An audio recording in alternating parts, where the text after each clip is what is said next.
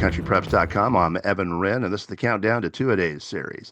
Our daily look at an area football team and the key questions we'll be answering about that team on our August 20th preseason preview here at Big Country Preps with my partner, Dan Youngblood, via Zoom. And tonight, Dan, we're talking about the Wylie Bulldogs.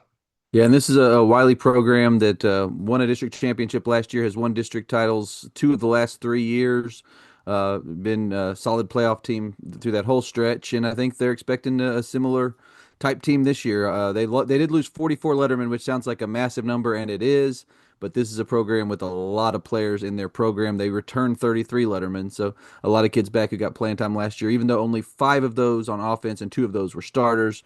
Two of those on defense, rather, were starters. They do have a lot of kids that got playing time last year. So, obviously, with so few returning starters, particularly on the defensive side, they're going to have some questions to answer. We'll talk about some of the biggest ones that they have, but I think Wiley's expected more of a reload situation than a rebuild, so it should be fun to watch. Right before we start talking Wiley football, we need to remind you folks to please hit the subscribe button on YouTube.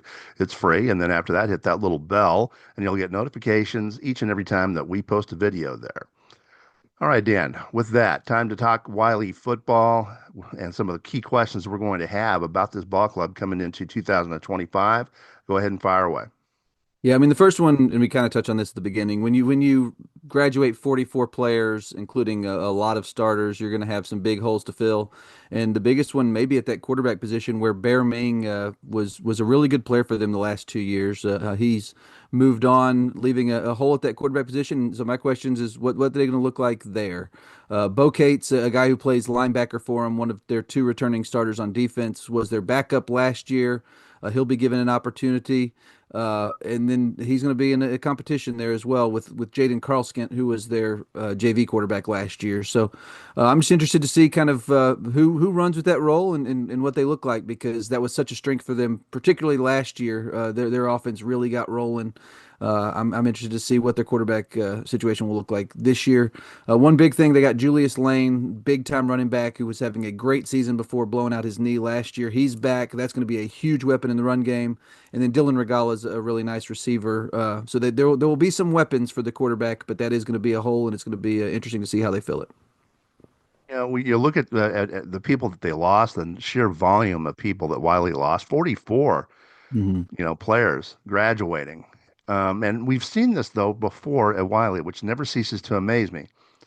The numbers there are overwhelming. You can talk about, okay, well, you got five offensive and two defensive starters back, and we've lost 44 Letterman, and it looks overwhelming. But we've seen Wiley just with just sheer weight of numbers coming Hmm. back and putting a good product on the field again. And I think they're going to do it again, frankly. They've got 82 varsity players. Yeah, 82 yeah. varsity players. That's staggering. They're going to reload and be good again. How good is the question? But certainly looking. I mean, to me, it looks like a playoff team again. They had a respectable JV group last year that's going to come up and help them again. They're going to have depth. Wiley is going to be good again. Period. Mhm. Even though they've suffered all these huge losses, and we've seen them how many times, Yeah. recover from something like this. And part of it's by design, and this dates back to the when Coach Sandifer was there years ago. They play a whole lot of seniors in that program. You kind of wait your turn and get your opportunity. Coach Martin probably plays more young players than Coach Sandifer did, but it's still similar that when it's your senior season, it's your turn. So you're going to have heavy turnover every year, just because a lot of those seniors are going to be in those starting spots, and then it'll be the next group's turn to take over. So so they're used to dealing with these heavy graduation losses, and that's something they've kind of grown accustomed to as a program. But it will be interesting, and that kind of leads into the last question I have, which is on that defensive side. You look at that. I mean, if you're kind of previewing a team and you look at that number when it says two returning defensive starters, you're like, oh gosh, this could be a tough rebuild. But this again is a program that's just done that every year, or not every year, but done that a lot of years over the years. So it's not something that they're unaccustomed to, and it's not something they haven't had success with in the past. So, but I am interested to see, with just those two defensive starters returning and with nine new starters on that defense, how good can they be on that side of the football? That has traditionally been a strength for that program. But I'm interested to see how quickly this group of guys can kind of get playing at their highest level because I do think there'll be some transition just because it takes time to adjust to new roles into the Friday night game for JV players. But with two returning starters, that defense is going to be an interesting unit to watch, and I'm excited to see kind of how it develops over the year. All right, we're going to take a look at Wiley's schedule for 2025. But before we do that, we need to take a brief moment to thank some of our sponsors. Beginning with For the Love of the Game Broadcasting and our old friend Terry Slavens, owner of K-Lakes 93.5 FM out of Brackenridge, 97.7 FM KATX out of Eastland, Classic Country AM 1330 out of Graham, 94.7 FM KWKQ out of Graham, KROO 1430 AM out of Bracken, KWBY 98.5 FM out of Ranger. That is For the Love of the Game Broadcasting. Also, Rob Durham, sales consultant at Bayer Chevrolet Buick Cadillac up in Breckenridge.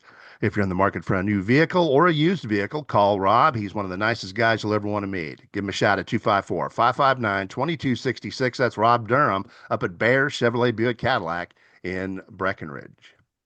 And finally, Cavalry Resources and Construction, located up in Breckenridge, serving the entire big country, offering custom standing seam roofing made on location and all commercial roofing applications.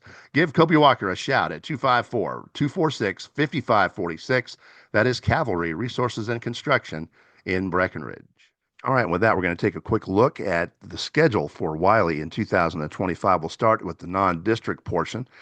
A home date with Brownwood will open things up on August the 29th, followed by a road date at Lubbock Monterey on September 4th. A home date with Lubbock Coronado on September 12th is next.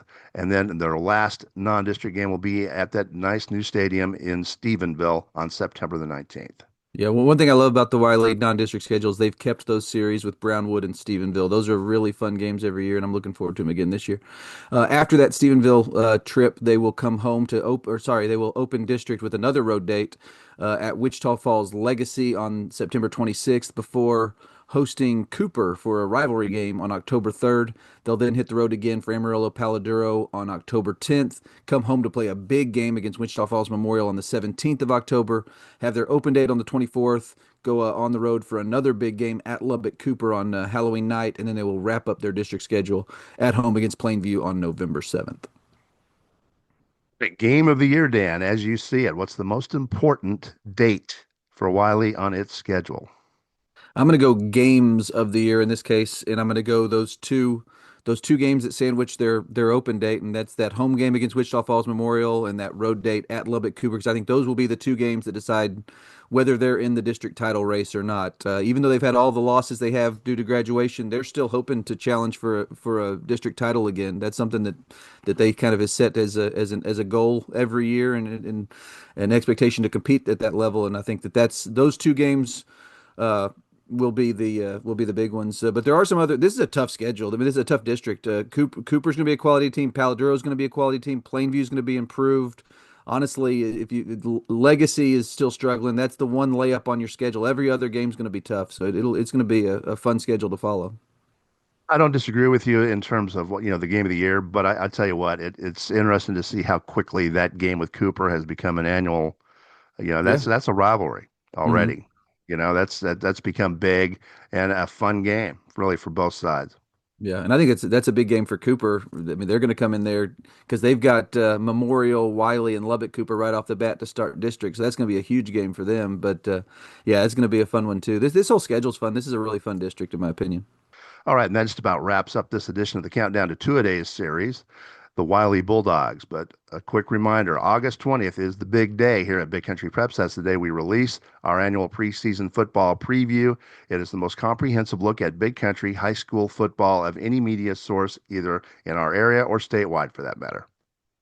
And again, that will come out August 20th, so make sure you're on the lookout for it. In the meantime, thank you for joining us for this episode of our Countdown to Two-A-Days series, and make sure you return tomorrow when we wrap up our Countdown to Two-A-Days series with the Abilene High Eagles here at BigCountryPreps.com.